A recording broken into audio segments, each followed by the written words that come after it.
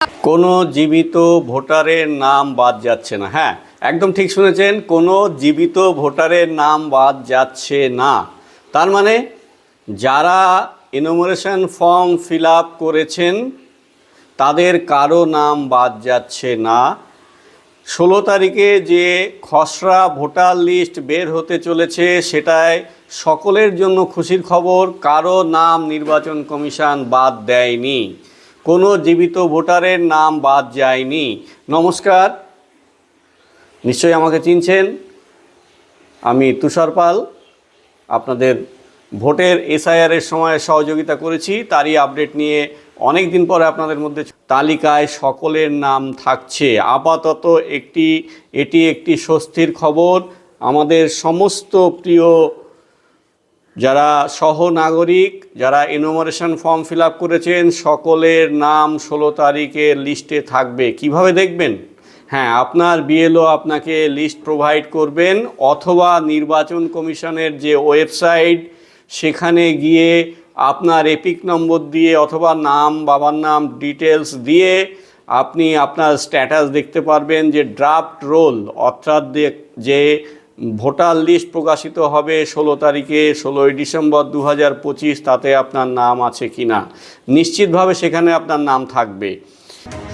Special roll observer নিয়োগ করলো জাতীয় নির্বাচন কমিশন। পশ্চিমবঙ্গ, তামিলনাড়ু, উত্তরপ্রদেশ, গুজরাট, কেরল, মধ্যপ্রদেশ, ছত্তিশগড় এবং রাজস্থানের জন্য স্পেশাল রোল অবজারভার নিয়োগ করা হয়েছে। এ বিষয়ে আরও কথা বলবো, রুমা পাল আমাদের প্রতিনিধি সরাসরি রয়েছেন। রুমা, নতুন দায়িত্ব দেওয়া হয়েছে স্পেশাল রোল অবজারভারদের, কি দায়িত্ব দেওয়া হলো? ঘটনায় রিপোর্ট গেল নির্বাচন কমিশনে এবং প্রত্যেক রোল অবজারভারের জন্য কেন্দ্রীয় বাহিনীর প্রয়োজন রয়েছে, এই আবেদনও জানানো হয়েছে। প্রত্যেক অবজারভারকে ম্যাজিস্ট্রেট পাওয়ার দেবার আর্জি জানানো হয়েছে। পাশাপাশি মুখ্যমন্ত্রীর এইবার চলে আসি, যদি কোনো কারণে নাম না থাকে, এনুমারেশন ফর্ম ফিল আপ করেছেন কিন্তু আপনার নাম নেই, সুতরাং আপনার কিন্তু ইমিডিয়েট নাম তুলতে হবে। হেয়ারিংয়ের আগে কি করতে হবে? অবশ্যই তখন 6 নম্বর ফর্ম সঙ্গে একটি ডিক্লারেশন আছে, এই 6 নম্বর ফর্ম এবং ডিক্লারেশন ফিল আপ করে আপনার নতুন করে নাম তোলার অ্যাপ্লিকেশান করতে হবে ইমিডিয়েটলি। অর্থাৎ যদি 16 তারিখের খসড়ায় আপনার নাম না থাকে তাহলে নতুন করে নাম তোলার জন্য অ্যাপ্লিকেশান করতে হবে, এবং যে 1 মাস হেয়ারিং পর্ব চলবে সেখানে আপনার হেয়ারিং হবে। ফাইনাল তালিকায় আপনার নাম উঠে যেতে পারে যদি আপনি ভারতের নাগরিক হন এবং উপযুক্ত কাগজপত্র দেখাতে পারেন, এ নিয়ে কোনো সংশয় নেই। তাহলে প্রথম কথা হচ্ছে, 16 তারিখে যে খসড়া লিস্ট প্রকাশিত হচ্ছে সেখানে সবার নাম থাকছে, অর্থাৎ সকল জীবিত ভোটারের নাম থাকছে, মৃতদের বাদ দিয়ে। যাদের নাম থাকছে তাদের মধ্য থেকে কাউকে কাউকে হেয়ারিংয়ে ডাকা হবে, সেটা পরে নোটিফিকেশান জারি করে নির্বাচন কমিশন জানিয়ে দেবে, এবং যারা বিএলও দায়িত্ব রয়েছেন তারা সকল ভোটারকে জানিয়ে দেবেন যে কাকে কাকে হেয়ারিংয়ে ডাকা হয়েছে, হেয়ারিংয়ে কাদের যেতে হবে, কাদের যেতে হবে না, এবং কাদের কোন কাগজ দেখাতে হবে। বিশেষ করে যিনি মাকে দেখিয়েছেন, অর্থাৎ 2002-এ নিজের নাম ছিল না, মায়ের নাম, তিনি কি দেখাবেন, যিনি বাবার নাম দেখিয়েছেন তিনি কি দেখাবেন, এবং যিনি ঠাকুমার নাম দেখিয়েছেন বা ঠাকুরদা বা দাদুর নাম দেখিয়েছেন তিনি কি কাগজ দেখাবেন, সম্পূর্ণভাবে আলোচনা করে আপনাদের পুরোপুরি গাইড দিয়ে দেব। তার জন্য আপনাদের অবশ্যই আমার সঙ্গে যোগাযোগ রাখতে হবে। আমি এর পরের ভিডিওতে, অর্থাৎ খসড়া লিস্ট প্রকাশের পরেই আরেকটি পূর্ণাঙ্গ ভিডিও দেব যেখানে বলা থাকবে কার কি লাগবে। অর্থাৎ ব্যাপারটা কেমন এসে দাঁড়ালো, 16 তারিখে লিস্ট প্রকাশিত হচ্ছে, সেই লিস্টে সকলের নাম থাকবে, তারপরে হেয়ারিংয়ে ডাকা হবে, যাদেরকে হেয়ারিংয়ে ডাকা হবে তাদের মধ্য থেকে যারা সঠিক উপযুক্ত কাগজ দেখাবেন তাদের নাম ফাইনাল লিস্টে অবশ্যই থাকবে।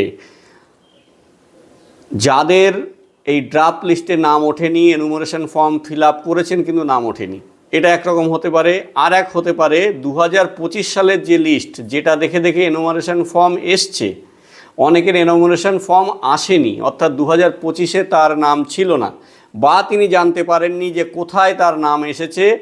এই সকল ক্যাটাগরির লোককেই কিন্তু 6 নম্বর ফর্ম সঙ্গে একটি ডিক্লারেশন ফিল আপ করতে হবে। অফলাইন এবং অনলাইনে করা যেতে পারে। আশা করা যায় এটা অনলাইনে করার সুযোগটা বেশি থাকবে।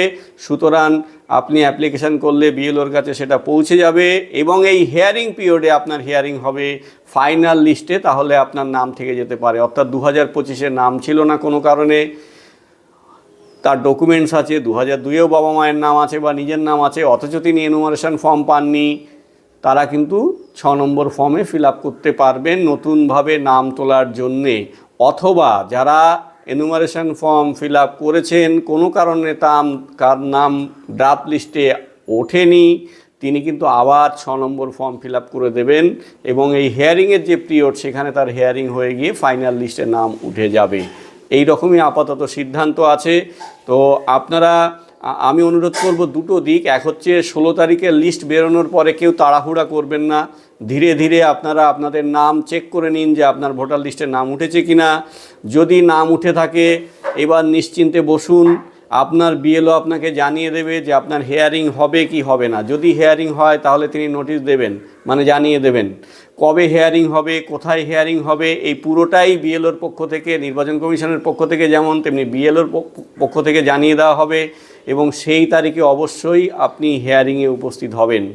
আপনাকে হিয়ারিংয়ে ডাকা হচ্ছে মানে এটা বুঝে নিতে হবে যে হিয়ারিংয়ের প্রয়োজন আছে বলেই আপনাকে ডাকা হয়েছে। হ্যাঁ, তার সঙ্গে বলে রাখি, যারা হিয়ারিংয়ে ডাক পাবেন না তারা কোনো চিন্তা করবেন না। অর্থাৎ আমি কেন পেলাম না, উনি ডাক পেলেন আমি পেলাম না, এরকম ভাবার কোনো কারণ নেই। আপনার নাম যদি ড্রাফট লিস্টে থাকে, আপনি যদি ডাক না পান তাহলে আপনি নিশ্চিন্ত থাকুন, কোনো চিন্তার কারণ নেই।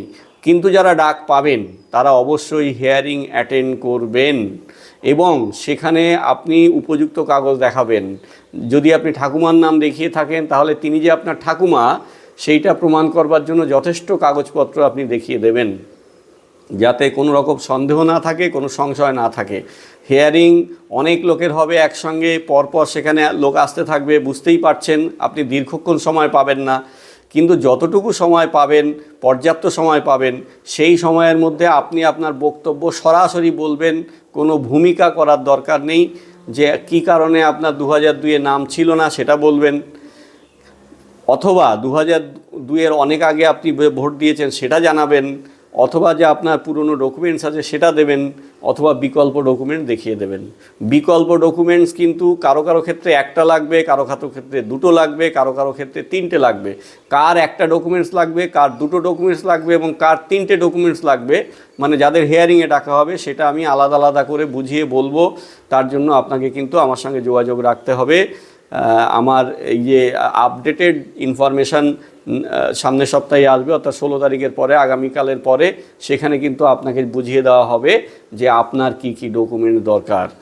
তো এই কথাগুলি আজকে বলার ছিল। একেবারে উৎফুল্লিত হওয়ার কোনো কারণ নেই। ড্রাফট লিস্টে নাম উঠে যাওয়ার পরে আবার নাম ওঠেনি বলে দুঃখ করারও কোনো কারণ নেই, কারণ আপনি 6 নম্বর ফর্ম ফিল আপ করলে আপনার নাম আবার উঠে যাবে। যদি ইনফরমেশন ফর্ম আপনি না পেয়ে থাকেন তাহলেও আপনি 6 নম্বর ফর্ম ফিল আপ করবেন। যদি ইনফরমেশন ফর্ম ফিল আপ করার পরেও আপনার নাম উঠে থাকে তাহলেও 6 নম্বর ফর্ম ফিল আপ করতে হবে। সঙ্গে দিতে হবে হচ্ছে একটা ঘোষণাপত্র। এইটা দিয়ে করলে আবার আপনার ডাক হবে এবং ফাইনাল লিস্টে আপনার নাম উঠতে পারে। সুতরাং সবাই নজর রাখুন আগামীকালের লিস্টে কি প্রকাশ পায় সেটা দেখার জন্য। আশা করি সবার ভালো হবে। সবাইকে আরও একবার শুভেচ্ছা, অভিনন্দন এবং নমস্কার জানাই। সঙ্গে থাকুন, দেখতে থাকুন আপডেটেড SIR নিউজ।